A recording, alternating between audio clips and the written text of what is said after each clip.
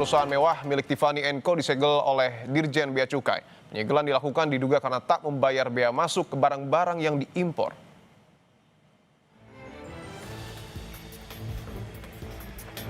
Menteri Keuangan Purbaya Yudi Sadewa mengungkap penyebab 3 gerai perhiasan mewah Tiffany & Co oleh Direktorat Jenderal Bea Cukai Kanwil Jakarta karena adanya dugaan impor ilegal. Purbaya mengatakan pihak Bea Cukai menduga perhiasan mewah yang diimpor oleh perusahaan asal Amerika Serikat tidak sesuai dengan nilai pajak yang dilaporkan. Ia menegaskan bahwa seluruh pelaku usaha harus mematuhi peraturan yang berlaku. Dengan begitu, pemerintah dapat memastikan barang yang ada di pasar dalam negeri bersih dari barang ilegal.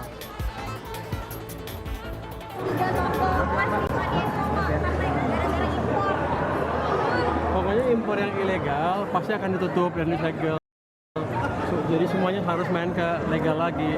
Nanti kalau orang bea cukai ngapain ditangkap, sekarang nggak, dia menjalankan tugasnya supaya barang kita, pasar kita bersih dari barang-barang ilegal, supaya permainnya di sini fair di dalam negeri. Sebelumnya, Direktorat Jenderal Bea dan Cukai Jakarta menyegel toko perhiasan mewah Tiffany & Co di 3 lokasi yang berbeda. Salah satunya di pusat perbelanjaan di kawasan Senayan, Jakarta Pusat. Penyegelan dilakukan menyusul adanya dugaan barang-barang high value goods alias bernilai jual tinggi yang tidak dilengkapi dokumen pemberitahuan impor barang. Kepala Seksi Penindakan 2 Bea dan Cukai Kanwil Jakarta menyatakan akan mencocokkan barang impor milik Tiffany & Co yang dijual apakah dilengkapi dengan dokumen laporan kepabeanan atau tidak. Jika terbukti melanggar tidak membayar pajak yang sesuai, maka akan diberi sanksi sebesar 1000% dari nilai pajak. Barang-barang yang ada di store mereka, di outlet mereka. Itu kemudian kami sandingkan dengan barang-barang yang memang sudah dilaporkan oleh mereka ketika mengajukan barang tersebut masuk ke Indonesia. Nah, setelah itu nanti kita akan kompilasi apakah barang tersebut memang sudah terdaftar di pemberitahuan impor barang atau tidak. Apabila belum terdaftar, nanti kami akan melakukan ranah-ranah untuk melakukan penertiban dan peningkatan kepatuhan atas perusahaan yang dimaksud.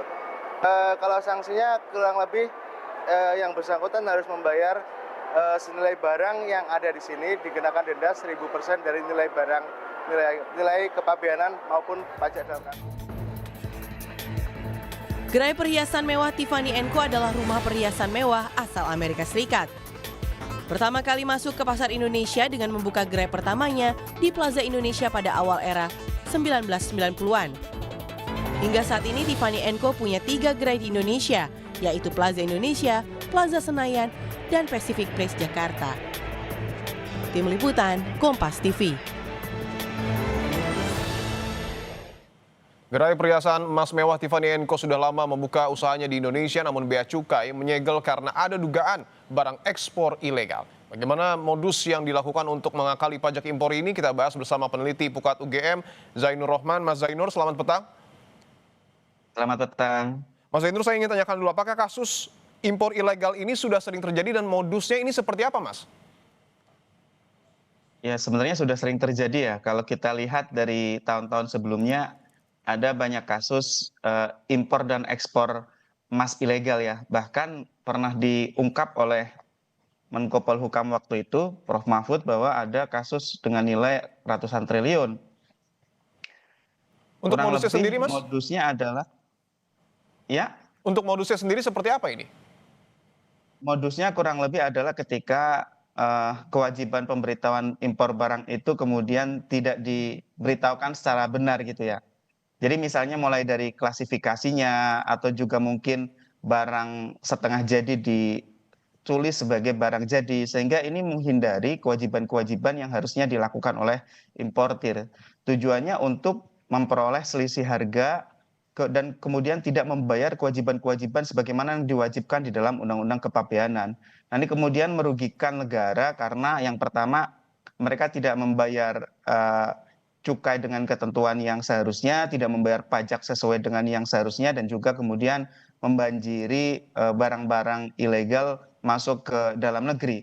Tentu ini adalah satu kejahatan ekonomi yang jelas ya bermotif keuntungan mendapatkan spread ya, perbedaan harga antara di negara tempat produksi dan juga dengan di Indonesia. Nah, yang menjadi pertanyaan, ini memang murni satu kenakalan, satu kejahatan yang dilakukan oleh importir atau ini juga melibatkan oknum aparat bea cukai? Karena kan di dalam proses impor itu ada verifikasi, ada pemeriksaan yang dilakukan oleh bea dan cukai. Apakah kemudian ini hanya sekadar lolos atau diloloskan Ya. karena adanya bentuk-bentuk suap atau gratifikasi ya dalam bentuk kickback. Ini yang kemudian harusnya didalami tidak hanya sekadar oleh bea cukai sendiri, harusnya bekerja sama dengan PPATK untuk mengetahui adanya potensi TPPU dan juga dengan aparat penegak hukum, apakah dengan kepolisian, KPK, atau pihak kejaksaan. Gitu, Bang.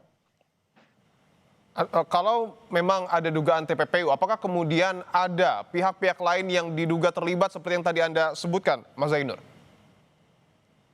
Tentu ya. Jadi kan ini sekarang sedang dilakukan pemeriksaan oleh Dirjen Bea dan Cukai terkait dengan toko perhiasan T begitu ya. Ya. Nah, apakah T ini sekadar memalsukan data kepabeanan? Kalau memang benar-benar T hanya sekadar memalsukan data kepabeanan, ada rekayasa dokumen sehingga membayar lebih rendah atau bahkan nol, atau juga mengubah klasifikasi barangnya, maka ini bisa dikenakan undang-undang kepabeanan. Tetapi kalau perusahaan T ini menyuap pejabat di bea dan cukai, tentu tidak cukup menggunakan pendekatan undang-undang kepabeanan. Yang harus digunakan justru adalah undang-undang pemberantasan tindak pidana korupsi dan juga undang-undang tindak pidana pencucian uang. Yang keduanya memiliki ancaman yang juga sangat beragam, bahkan bisa sampai kepada pembubaran badan usaha kalau korporasinya terlibat. Jadi saya lihat ini memang publik sedang melihat gitu ya, apakah bea cukai ini pasca terjadinya OTT di Lampung kemarin, kemudian mereka akan berbenah untuk melakukan pemberantasan impor yang tidak sesuai dengan ketentuan atau kita bisa sebut sebagai impor ilegal, ataukah mereka masih pilih-pilih gitu ya. Jadi menurut saya ini yang ditunggu oleh publik, dan informasi dari PPATK itu nanti akan sangat berharga untuk dapat mengungkap. PPATK akan melakukan analisis terhadap transaksi keuangan dari impor ini, kemudian apakah ada aliran-aliran ke pihak-pihak lain. Inilah yang kemudian harus ditindaklanjuti oleh Kementerian Keuangan itu sendiri.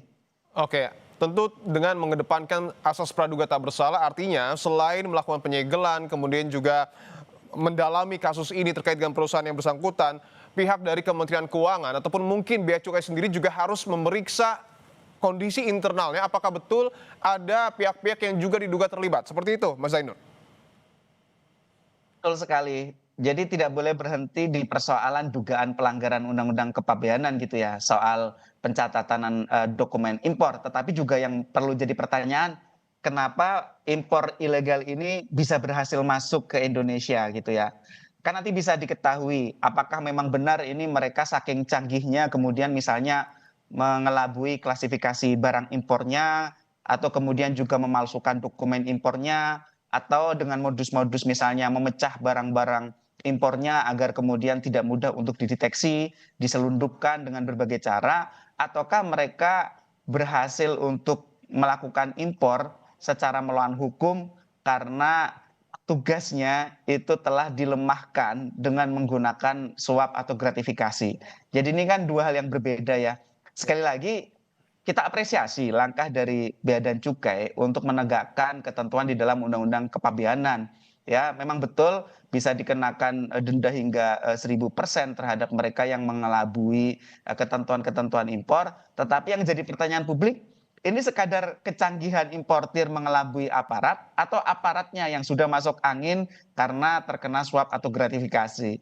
Jadi ya sekalian saja kalau menurut kami misalnya Menteri Keuangan Purbaya memang mau bersih-bersih secara sungguh-sungguh, ya ungkap saja semuanya begitu ya. Karena memang ini juga bukan perkara pertama gitu ya. Sudah ada perkara-perkara terdahulu, bahkan dulu pernah disampaikan sekali lagi oleh Menko Polhukam waktu itu, Prof. Mahfud MD, data PPATK ada impor yang sangat mencurigakan senilai 189 triliun emas yang diduga dilakukan secara melawan hukum. Apakah itu terkait dengan misclassifying HS code-nya, Ya. atau juga pemalsuan dokumen kepabeanannya, Ya. ya, atau bahkan itu memang merupakan satu bentuk impor yang benar-benar 100% ilegal. Jadi ya kita tunggu gitu ya, apakah ini memang sungguh-sungguh untuk melakukan pembenahan, ataukah ini sekadar sebagai respon pasca OTT KPK kemarin terhadap person-person di Bea dan Cukai. Oke, tentu kita tunggu transparansi proses hukum yang kini tengah berjalan. Terima kasih peneliti Pukat UGM, Mas Zainur Rohman telah bergabung di Kompas Petang.